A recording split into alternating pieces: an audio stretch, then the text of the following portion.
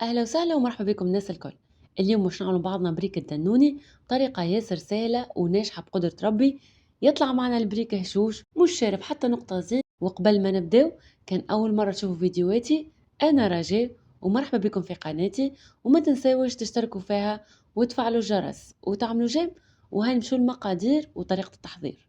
المكونات: عندي هنا صحفة فارينة وصحفة سميد أرطب، ربع الصحفة سميد متوسط، ونص الصحفة زبدة. تنجموا تحطوا زيت صافي ولا زبدة صافي ولا تخلطوا اللي تحبوا عليه. مغرفة صغيرة ملح، ومغرفة صغيرة خميرة حلويات، وتنجموا تستغنوا عليها على خاطر الوصفة الأصلية متاع البريك الدنوني من غير خميرة. أما أنا جربتها وحسيتها بنت البريك الدنوني على الآخر وخلته هكا هشوش. والماء باش نلم بيه العجينة متاعي. وباش نسهل عليكم المكونات: قد الفرينة قد السميد الرطب، ربع الكمية سميد متوسط، ونص الكمية مواد دهنية. وعلى راحتكم تنجموا تكيلوا بالصحفة ولا الكاس اللي تحبوا عليه. نمشيو لطريقة التحضير. وفي البول باش نحط السميد المتوسط، عليهم السميد الرطب والفرينة والملح والخميرة متاع الحلويات. نخلط المكونات الكل مع بعضهم بالكدا.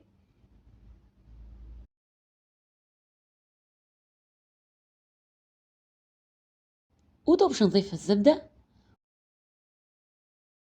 ونبصصهم بالطريقة هذه حتى لين الحبيبات الكل تتغلف بالزبدة كما قاعدين تراو.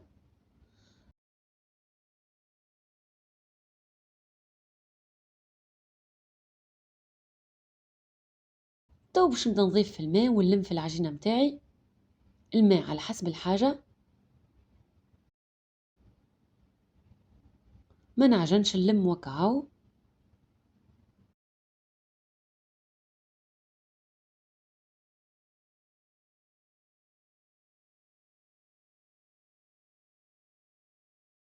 نزيد الماء ونلم العجينة، ما تعجنوش راهي ما تتعجنش. لموها لمان وكاو حتى لين توصل عندي العجينة بالقوام هذايا كما قاعدين تراو فيها. ماهيش طرية وماهيش يابسة زادة. طب باش نحطها في بابي سيلوفان ونغلفها بالكدا ونخليها ترتاح اقل شي ساعه. وللحشوم تاع البريك الدنوني عندنا هنا نص كيلو لحم مفروم، بصله صغيره مقطعه، واضافه من عندي لهنا باش نضيف الجبن الاحمر. نتوما تنجموا تستخدموا الجبن اللي متوفر عندكم واللي تحبوا تاكلوه كيما تنجموا تستغناو عليه. وشويه معدنوس مفروم. والتوابل متاعي عندي فلفل اكحل، تابل وكرويه، ملح، فلفل احمر، كركم، وشويه ثوم مرحي. وفي مقلاة على النار كي يسخن الزيت باش نحط البصل نحركه شويه حتى لين يذبل. ومن بعد باش نزيد اللحم نفتفتو شويه ونحلو في الزيت مع البصل.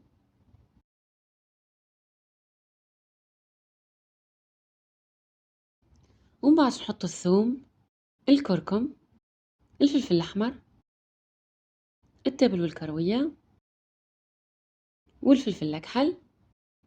نخلط المكونات الكل بعضهم بالكدا ونخلي اللحم يتقلى ويطيب.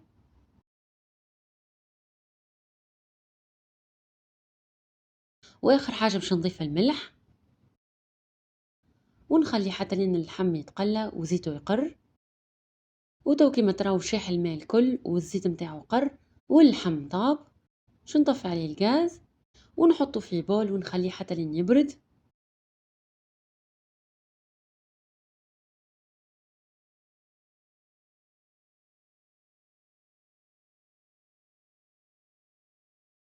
وتو بعد ما اللحم برد باش نضيف الجبن والمعدنوس.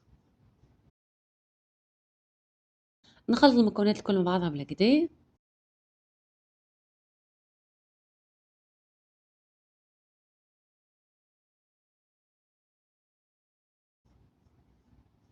وتو الحشو متاع البريك الدنوني حاضر. ونجيبو تو للعجينه بعد ما ارتاحت ساعه. مش حله من البابي سيلوفان ونقسمها.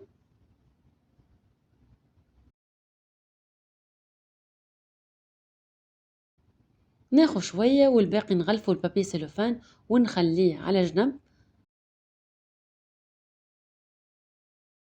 مش ناخذ اول طرف ونبدا نحل فيها.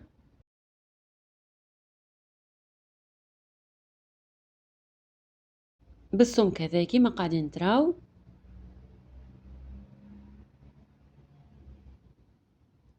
وناخو أي قطاعة ولا كاس ونعمل دركي من هكا.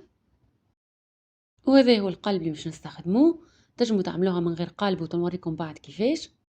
والزيت نتاع العجينة بالطبيعة نعاود نلمو ونحطو مع العجينة باش نعاودو نستخدموه.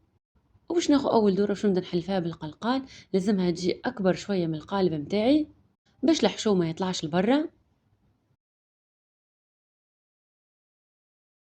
ودو باش ناخو القالب ونحط عليه الدورة متاع العجينة، نرصها بالكدا في القالب وننزل عليها. وباش نجيب فوشة فيها ماء وباش ندهن الأطراف متاعها باش من بعد يلصقوا، وكي نقليوه الحشو ما يطلعش لبرا. وباش نحط مغرفة من الحشو اللي عملناه ونسكر عليه بالكدا. الزايد نحيوه. وهذه كعبة بريق الدنوني متاعنا من بعد ما طلعناها من القالب. شوفوا كيفاش مسكرة على الاخر. ناخذ واحدة اخرى نحلوها شوية خاطرها لازم تجي اكبر من القالب. وكل عادة نرصوها بالكدا وبالفوشة متاع الماء ندهنو الاطراف متاعها ومغرفة من الحشو متاع اللحم مفروم اللي عملناه. وتو نسكر عليها وكل عادة نحيو الزايد ونعاودو نلموه مع العجينة الاخرى ونعاودو نخدمو بيه. وهذه كعبة البريق الدانوني متاعنا كيفاش مسكرة بالكدا والحشو ما طلعش. وتو باش نعملوهم من غير قالب. ناخذ دورة من الدور اللي قطعناهم ندهن الاطراف متاعها بالماء باش تتسكر بالكدا ونحط مغرفة من الحشو. ومن بعد نجبد العجينة من الاطراف ونسكرها بالكدا ونتأكدوا الحشو ما يطلعش لبرا. تو ننزل على الاطراف بالكدا بالكدا بيديا وباش نزيد نزينها باش نلويها بصبعي هكا.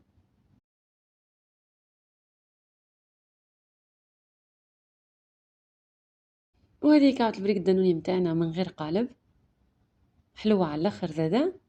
وباش نكمل الباقي الكل بنفس الطريقة. وهذه الكمية الكل اللي عملتها. تو باش نخبيو منها شوية وباش نقليو الباقي. نجيب اي ساشي تتحط في الكونجيلاتور وتتسكر كي من هكا. وباش نبدا نرص في الكعبات نتاع البريك الدانوني بعد على بعضهم باش ما يلصقوش في بعضهم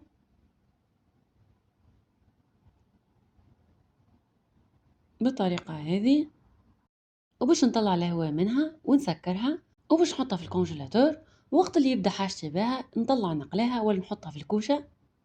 وهذه هي طريقة التخزين متاعها. الكمية الاخرى باش نقليوها ونحطها في زيت تغزير وسخون. وكتطيب وتحمر ملوطة نقلبها نقلبها من الجهات الكل. وكي تاخذ اللون الدوري المزيان نطلعها.